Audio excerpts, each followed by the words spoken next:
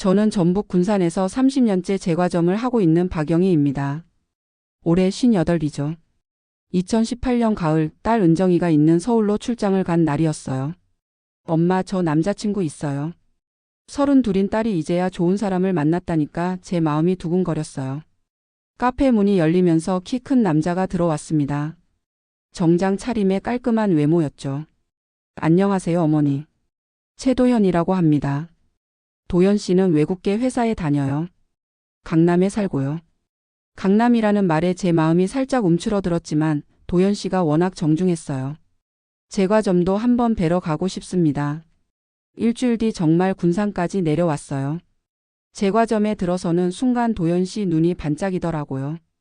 와, 정말 멋진 건물이네요. 몇 년도에 지어진 건가요? 그때는 그냥 관심 있는 척 하는구나 싶었습니다. 건물 구조며 위치며 자꾸 물어보더라고요. 어머니 명의시죠? 정말 좋은 입지네요. 단골 김만수 아저씨도 칭찬했어요. 영희야, 딸이 정말 좋은 사람 만났구나. 그런데 돌이켜보면 도현 씨가 자꾸만 제 건물 이야기만 했어요. 결혼하면 부모님을 꼭 모시겠습니다. 도현 씨의 다정한 말에 제 마음도 흔들렸어요. 15년 전 남편을 잃고 혼자 살아온 세월이 얼마나 외로웠는지요. 그날 밤 은정이와 이야기했습니다. 오빠가 나중에 결혼하면 엄마랑 같이 살고 싶다고 해요. 제 가슴이 뭉클해졌어요. 이런 사위라면 딸을 맡겨도 될 것 같았습니다. 하지만 뭔가 찜찜한 느낌이 남아 있었죠. 겨울이 지나고 봄이 왔습니다. 도현 씨가 정식으로 청혼을 했어요. 어머니, 저희 어머니께서 뵙고 싶다고 하세요. 강남 호텔에서 사돈 이정자 씨를 만났습니다. 온화해 보였지만 뭔가 계산적인 느낌이었죠. 저희가 강남에 신혼집을 마련해 드릴게요. 제가 깜짝 놀랐어요. 그런 걸 선뜻 마련해 준다니까요. 집에 돌아와서 생각했어요. 사돈이 그렇게 잘해주는데 저도 뭔가 해야 하지 않을까요? 제과점 건물의 절반을 은정이에게 증여하기로 했습니다. 만수 아저씨, 저 은정이한테 건물 좀 나눠줄까 해요. 왜? 사위 집안이 돈이 많으면 괜히 시댁 재산은 더 욕심 안 낼까? 만수 아저씨는 농담처럼 말했지만 의미심장했어요. 등기소에서 증여 절차를 밟으면서도 기분이 좋았어요. 은정이도 고마워했고요. 엄마 정말 고마워요. 나중에 꼭 효도할게요. 결혼 준비는 순조롭게 진행됐습니다. 도현 씨는 정말 세심했어요. 어머니, 저희 어머니가 결혼 후에는 군산 자주 내려가겠다고 해요. 정말 좋은 사람들이구나 싶었어요. 결혼식 날 아침 거울을 보면서 생각했어요. 이제 제 역할은 끝났구나. 그런데 왜 이렇게 허전할까요? 뭔가 놓치고 있는 게 있는 것 같았어요. 결혼한 지 1년이 지났습니다. 처음에는 은정이가 자주 내려왔는데 점점 연락이 뜸해지더라고요. 요즘 바빠서 못 가요. 도현 오빠 회사 일이 복잡해졌대요. 목소리에 생기가 없었거든요. 도현 씨는 여전히 가끔 내려왔지만 예전과 달랐어요. 건물 이야기를 자꾸 꺼내는 거예요. 어머니, 제과점 건물 화장실 좀 수리해야 할 것 같은데요. 아니야, 괜찮아. 요즘 인테리어 바꾸는 곳도 많고요. 왜 자꾸 돈 쓰라고 하는 걸까요? 그리고 임대 이야기도 계속했어요. 2층은 임대 주시는 게 어때요? 한 달에 100만 원은 받을 수 있을 거예요. 계속 돈 이야기만 하니까 기분이 안 좋았어요. 그러던 어느 날 정자 씨가 갑자기 제과점에 나타났어요. 영희 씨 근처에 올 일이 있어서 들렀어요. 서울에 와서 하시면 어때요? 은정이도 있고 저희도 도와드릴 수 있는데.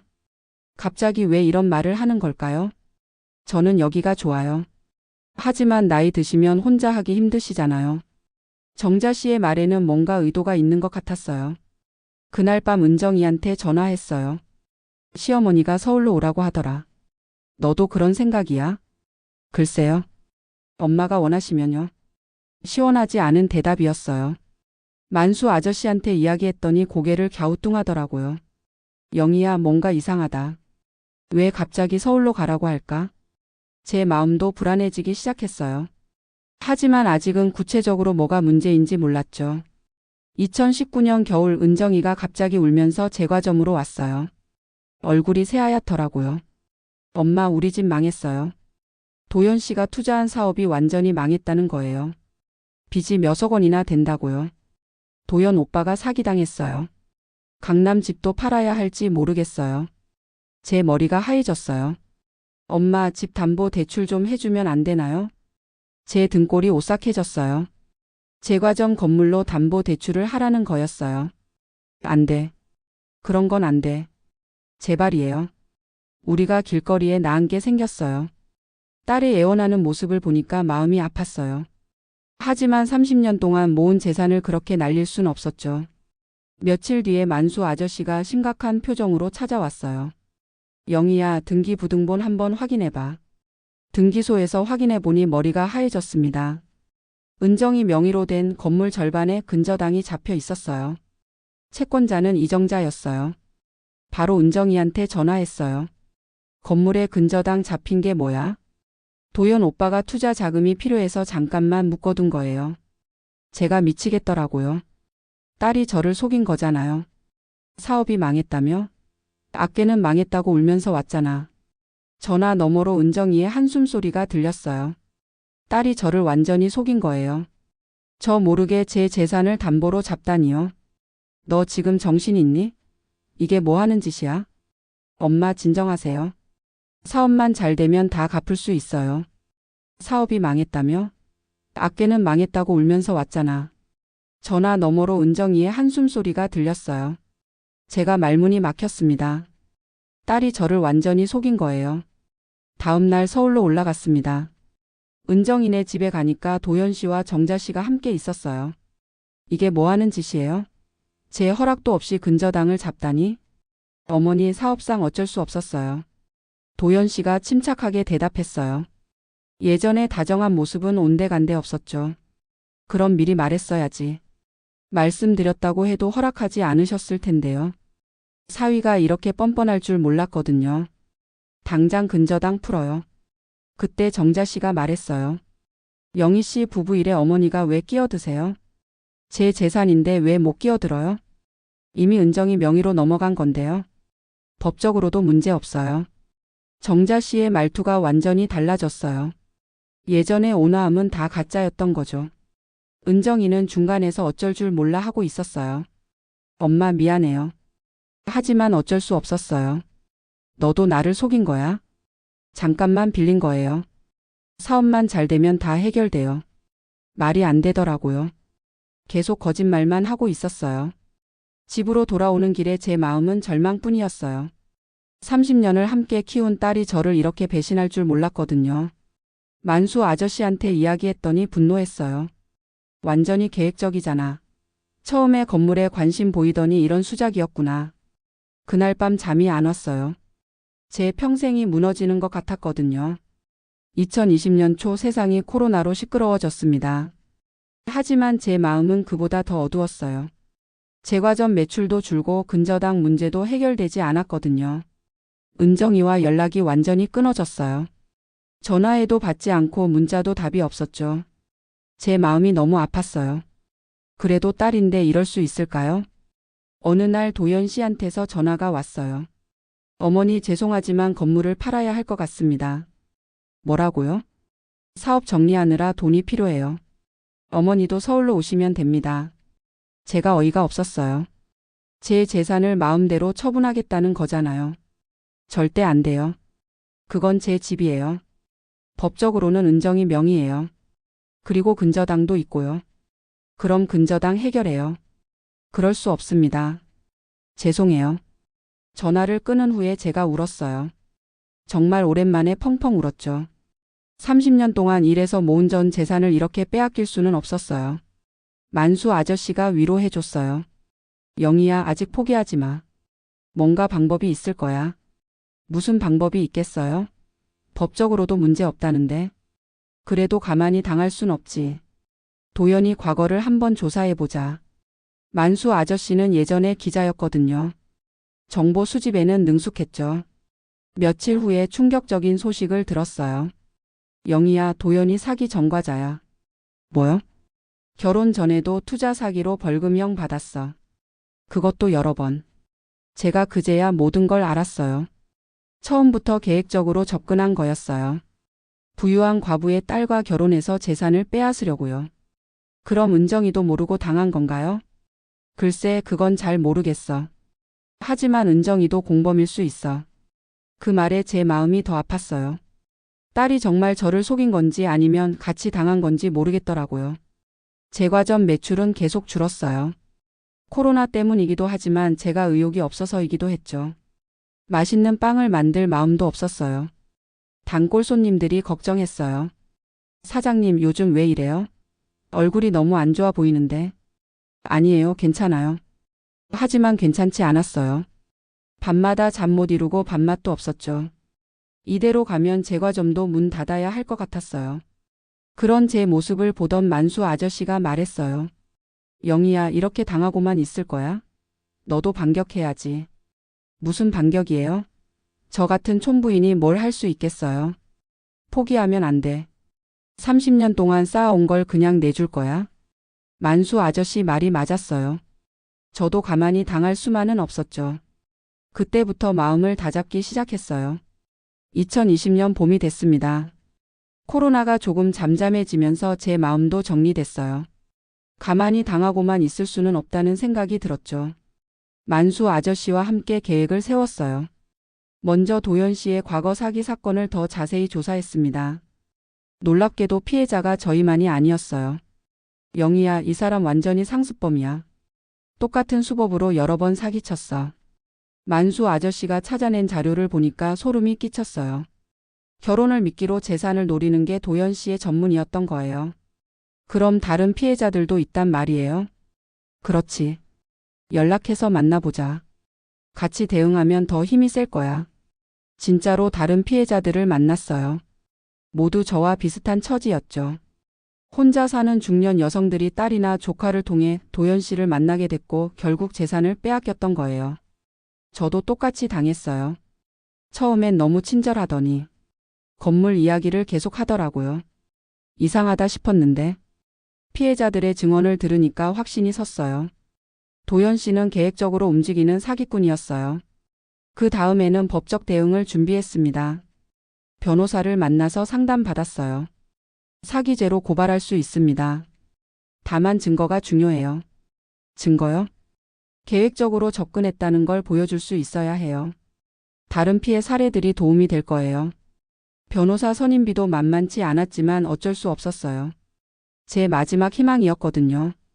정자 씨를 직접 만나기로 했어요. 강남 그 호텔 라운지에서요. 이번에는 제가 준비해간 거였죠. 정자 씨 오랜만이네요. 어머 영희 씨. 갑자기 왜 연락하셨어요? 여전히 온화한 척하고 있었어요. 하지만 저도 이제 달랐습니다. 도연 씨 과거를 알고 있어요. 정자 씨의 표정이 순간 굳어졌어요. 무슨 말씀이세요? 사기 전과 말이에요. 이번이 처음이 아니라는 것도 알고 있고요. 제가 수집한 자료들을 테이블에 펼쳐 놓았어요. 다른 피해자들의 진술서도 있었고요. 이 모든 걸 언론에 공개할 수도 있어요. 강남에서 부동산업 하시는 분이 아들 사기 사건에 연루됐다는 기사 나가면 어떨까요? 정자 씨의 얼굴이 하얘졌어요. 평소 그렇게 계산적이던 사람이 당황하는 모습이었죠. 뭘 원하시는 거예요? 간단해요. 제 건물에서 근저당 풀어주세요. 그럼 조용히 넘어갈게요. 그럴 수 없어요. 이미 투입된 돈이 있는데. 그럼 어쩔 수 없네요. 내일 기자회견 열겠어요. 제가 일어나려고 하자 정자 씨가 붙잡더라고요. 잠깐만요. 생각해 볼게요. 3일 안에 답 주세요. 안 그러면 바로 공개할 거예요. 집에 돌아와서도 떨렸어요. 제가 이런 담대한 일을 할 줄 몰랐거든요. 하지만 더 이상 물러설 곳이 없었어요. 만수 아저씨가 엄지손가락을 치켜 세웠어요. 잘했어. 이제야 영희다운 모습을 보내. 정자 씨에게서 온 전화를 받는 순간 제 손이 떨렸어요. 영희 씨 근저당 풀어드릴게요. 일주일 후 등기소에서 근저당이 말소된 걸 확인했어요. 제 건물이 다시 온전히 제 것이 됐을 때의 그 기분. 정말 가슴이 터질 것 같았어요. 만수 아저씨와 소주 한잔 했어요. 영희야, 정말 대단해. 며칠 후에야 은정이한테서 전화가 왔어요. 엄마 미안해요. 저 이혼했어요. 제 마음이 복잡했어요. 안쓰럽기도 하고 다행스럽기도 했죠. 그래 잘했다. 정말 죄송해요. 제가 너무 바보였어요. 은정이도 속은 거였더라고요. 도현 씨의 과거를 전혀 몰랐다고 했어요. 괜찮다. 이제 다시 시작하자. 여름이 되면서 저는 제과점을 완전히 새롭게 바꾸기로 했어요. 가장 중요한 건 간판이었죠. 그러다 문득 젊은 시절이 떠올랐어요. 25에 처음 제과점을 열었을 때 동네 사람들이 절 뭐라고 불렀는지요. 금비빵집 사장님. 제가 만드는 빵이 금비처럼 예쁘다고 해서 붙여준 별명이었어요. 간판을 새로 달았어요. 금비빵집이라고요. 새 간판을 보는 순간 제 마음이 벅찼어요. 마치 젊은 시절로 돌아간 것 같았거든요. 단골 손님들도 좋아했어요. 와, 이름도 멋있네. 사장님이 다시 살아나신 것 같아요. 정말로 빵 만드는 재미가 돌아왔어요. 가을이 되자 매출이 눈에 띄게 늘었어요. 은정이도 가끔 내려와서 도와줬어요. 엄마, 금비빵집 정말 좋은 이름인 것 같아요. 엄마가 다시 젊어진 것 같아요. 겨울 첫눈이 내리던 날 저는 새벽 일찍 일어나서 빵 반죽을 했어요. 오븐에서 빵이 구워지는 걸 지켜보면서 생각했어요. 빵을 굽는 건 정말 기다림과 지킴의 기술이에요. 성급하면 망치고 포기하면 아무것도 얻을 수 없어요. 제 인생도 마찬가지였어요. 힘든 시기를 견뎌내고 기다렸기 때문에 지금의 결과를 얻을 수 있었던 거죠. 금비빵집의 간판이 아침 햇살에 반짝이는 걸 보면서 혼잣말을 했어요. 내 인생도 다시 구웠다. 정말로 그랬어요. 예전보다 더 단단하고 맛있게요. 빛빵집이라고요. 글씨체도 예쁘게 디자인해서 만들었어요. 새 간판을 보는 순간 제 마음이 벅찼어요. 마치 젊은 시절로 돌아간 것 같았거든요. 그때의 패기와 꿈을 되찾은 기분이었죠. 단골 손님들도 좋아했어요. 와, 간판 이쁘다. 금비빵집? 이름도 멋있네. 사장님이 다시 살아나신 것 같아요. 요즘 빵도 더 맛있고 정말로 빵 만드는 재미가 돌아왔어요. 새로운 레시피도 도전해보고 계절마다 특별 메뉴도 만들었죠. 전국 제과대회에서 은상을 받은 실력이 어디 가겠어요? 가을이 되자 매출이 눈에 띄게 늘었어요. 입소문이 나면서 멀리서도 손님들이 오기 시작했거든요. 은정이도 가끔 내려와서 도와줬어요. 예전 같지는 않지만 그래도 모녀 관계가 조금씩 회복되고 있었죠. 엄마, 금비빵집 정말 좋은 이름인 것 같아요. 그치? 옛날에 동네 사람들이 그렇게 불러줬거든. 엄마가 다시 젊어진 것 같아요. 정말로 제 마음도 젊어진 것 같았어요. 힘든 시기를 겪고 나니까 오히려 더 단단해진 기분이었거든요. 겨울 첫눈이 내리던 날 저는 새벽 일찍 일어나서 빵 반죽을 했어요. 오븐에서 빵이 구워지는 걸 지켜보면서 생각했어요. 빵을 굽는 건 정말 기다림과 지킴의 기술이에요. 적당한 온도에서 충분한 시간을 기다려야 하거든요. 성급하면 망치고 포기하면 아무것도 얻을 수 없어요. 제 인생도 마찬가지였어요. 힘든 시기를 견뎌내고 기다렸기 때문에 지금의 결과를 얻을 수 있었던 거죠. 금비빵집의 간판이 아침 햇살에 반짝이는 걸 보면서 혼잣말을 했어요. 내 인생도 다시 구웠다. 정말로 그랬어요. 예전보다 더 단단하고 맛있게요. 구독과 좋아요는 영상 제작에 큰 힘이 됩니다.